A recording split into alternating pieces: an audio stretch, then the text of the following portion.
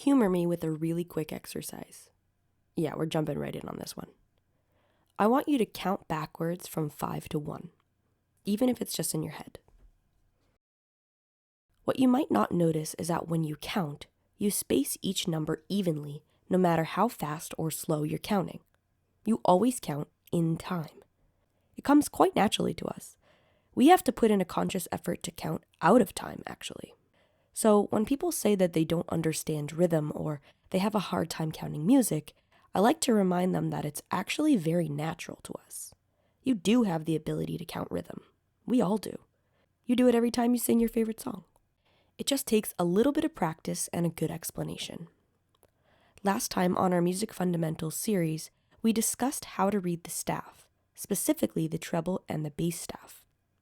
However, what we learned in that video is really only half of the information you need to read the staff properly, where each pitch lives on each staff. Today, we're going to be learning the second piece of reading from the staff, which is how to know the duration of each of those pitches, also known as note value. No time to waste today, so let's do this. But first, hi everyone and welcome to Music Theories, where I explain and analyze all topics related to pop music, music theory, and music history.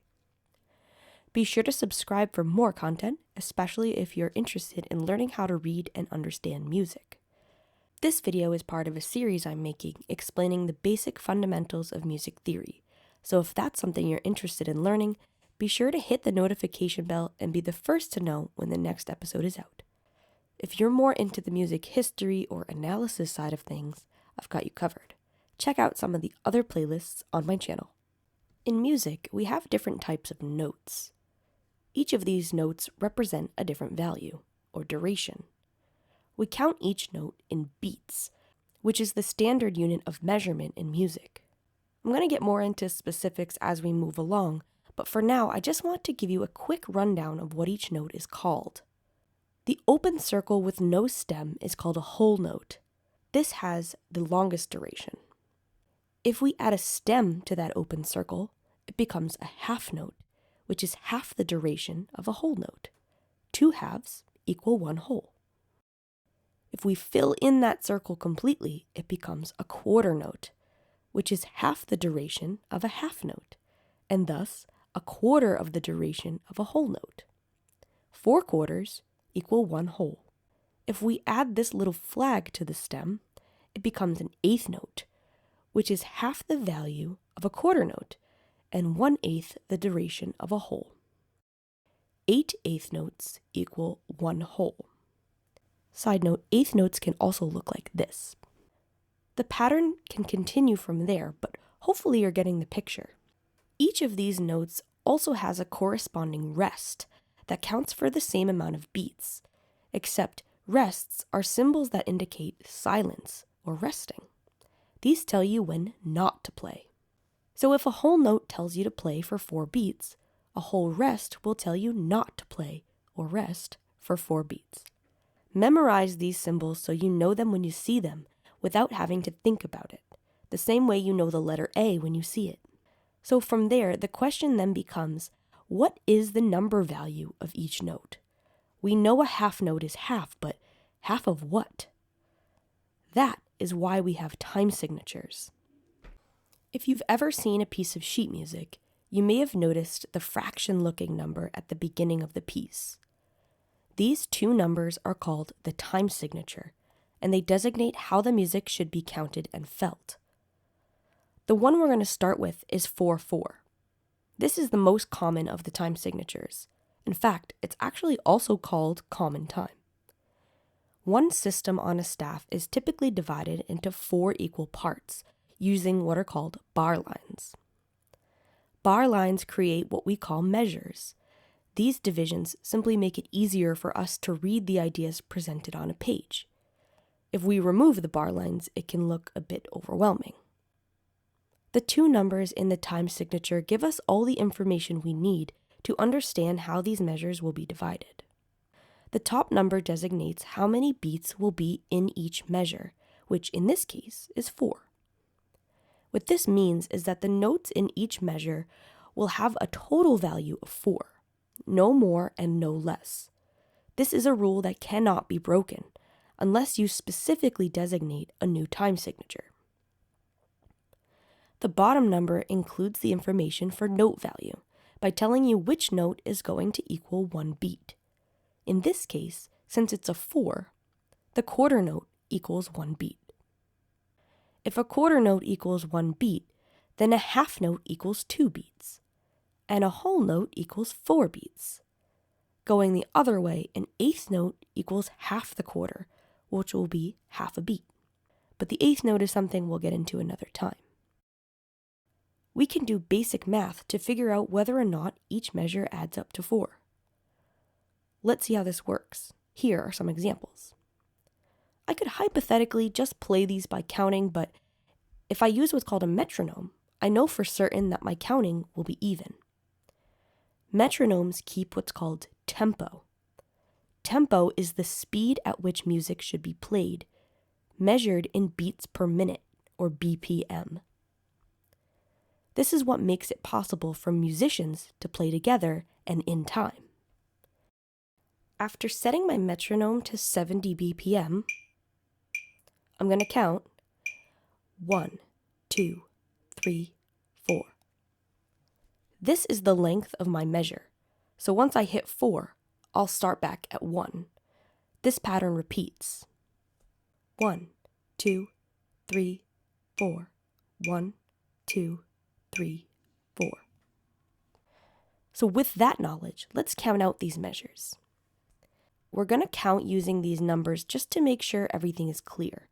But you could also count using a ta syllable, which is a little easier to say. 1, 2, 3, 4. 1, 3, 1, 1 and 2 and 3 and 4 and 1, 2, 3, 4. 1, 2, 3, 4. 1, 2, 3, 4. 1, 2, 3, 1, 3, 4. 1. Rests are counted the exact same way.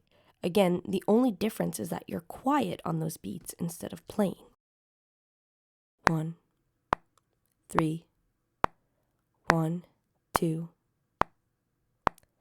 1, 4.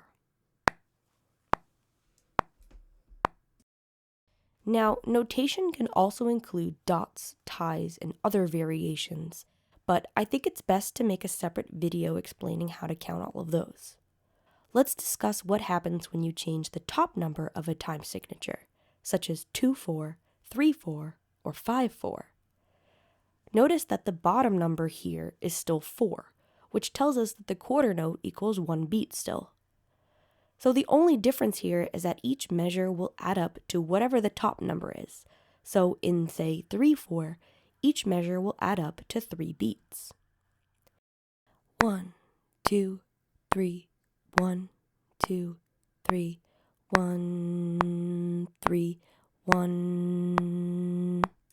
Notice how 3-4 is dancier, and it's the time signature used in a waltz, so it may feel a little more familiar to us than 5-4. They're both referred to as odd time.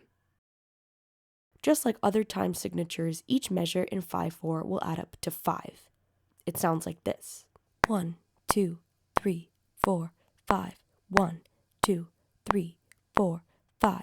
1, 3, 4, 5. 1, 2, 4, 5. While 5-4 time isn't very common on the pop charts, it's more common than you'd think. I've listed a few songs in 5-4 time down below. You might be wondering what happens when that bottom number is changed.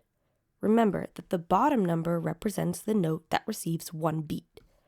So before we begin, there's an important factor that comes up here called the dot. Dots add half the value of the note they're attached to. So a half note is equal to 2. Then the dot will be equal to 1. And thus, the dotted half note is equal to 3. So let's say the bottom number is 2 instead of 4, as in 2-2 time. That tells us that a half note now equals 1 beat, and that there are 2 half notes in a measure. The same divisions will apply, so a whole note would equal 2 beats, and a quarter note would equal half a beat.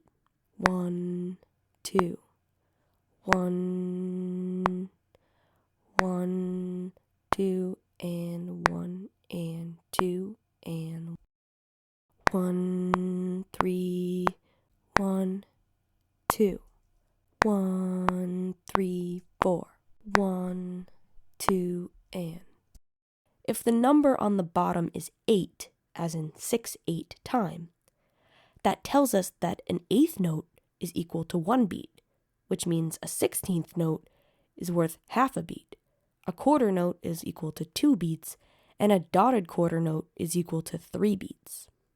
1, 4, 1, 2, 3, 4, 5, 6, 1 and 2 and 3 and 4 and 5 and 6 and 1, 4, 5, 6, 1, 2, 3 and 4 and 5, 6.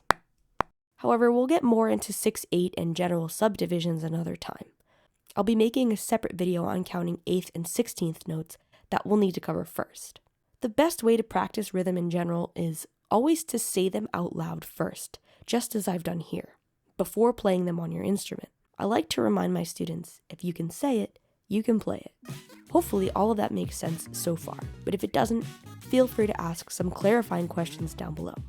I've left some resources to help you practice in the description, so if you find those helpful, please let me know. Don't forget to hit the like button and subscribe if you haven't already. I'll be adding more topics to this playlist, as well as other history or pop music related content on my channel. Thank you so much for watching.